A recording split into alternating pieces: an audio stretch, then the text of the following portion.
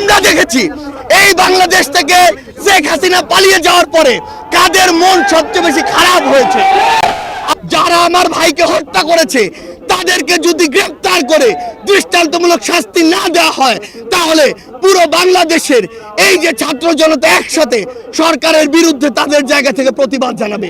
তাদের চরিত্র কি, তারা কিভাবে মানুষকে জবাই করে, এই দৃশ্য আমরা গতকালকে দেখেছি। এই বাংলাদেশের মুসলমান যারা রয়েছে শান্তিপ্রিয় মুসলমান, এই বাংলাদেশের মুসলমান যারা রয়েছে তারা আসলে তারা যেমন নিজেদের ধর্মের প্রতি তাদের সহানুভূতি রয়েছে, অন্যান্য ধর্মের যারা রয়েছে তাদের প্রতিও তাদের সহানুভূতি রয়েছে।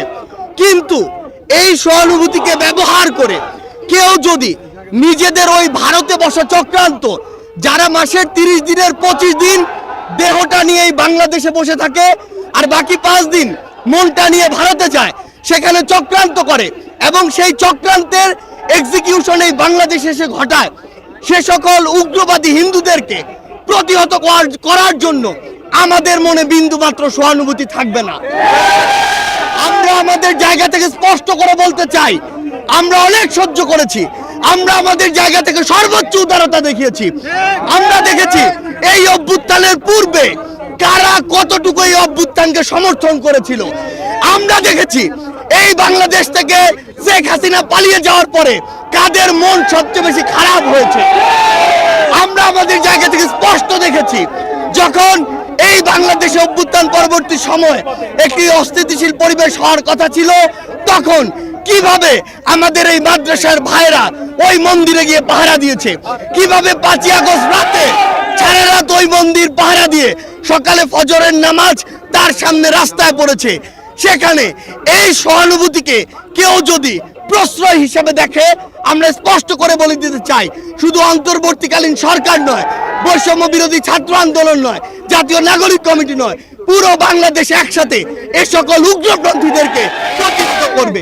আমরা আমাদের জায়গা থেকে স্পষ্ট করে বলতে চাই, এসব ইসকনের নামে যেসব উগ্রপন্থীরা বিগত 16 বছরে অসংখ্য অপকর্ম ঘটিয়েছে, ফ্যাসিস্ট আওয়ামী লীগ এ সকল অপকর্মকে মানুষের সামনে আসতে দেয়নি। তারা ইসকনের এই সকল অপকর্মকে মদত দিয়েছে, প্রশ্রয় দিয়েছে, আশ্রয় দিয়েছে, লুকিয়ে রেখেছে। কিন্তু তাদের চরিত্র কি, তারা কিভাবে মানুষকে জবাই করে, এই দৃশ্য আমরা গতকালকে দেখেছি। আমরা আমাদের জায়গা থেকে স্পষ্ট করে বলতে চাই, বাংলাদেশের মানুষ যেমন সকল ধর্মের প্রতি সহানুভূতিশীল, একইভাবে সকল উগ্রবাদীদের বিপক্ষে তাদের রক্ত গরম হয়ে সর্বোচ্চ অবস্থানে যেতে, তাদের বিরুদ্ধে দাঁড়াতে, তাদের প্রতিহত করতে বিন্দুমাত্র দ্বিধা করবে না।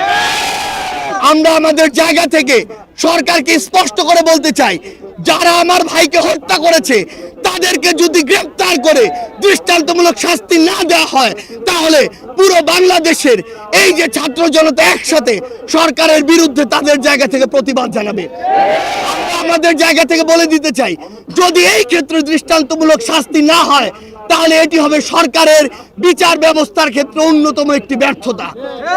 আমাদের জায়গা থেকে স্পষ্ট কথা, এই যারা ইসকন নামের যারা এই উগ্রপন্থী একটি মনোভাব বাংলাদেশে ছড়াচ্ছে, হিন্দুত্ববাদী মনোভাব বাংলাদেশে ছড়াচ্ছে, তাদেরকে অবিলম্বে নিষিদ্ধ করে বাংলাদেশের স্থিতিশীলতার জন্য, শান্তিপূর্ণ পরিবেশের জন্য তাদেরকে অবিলম্বে নিষিদ্ধ করতে হবে।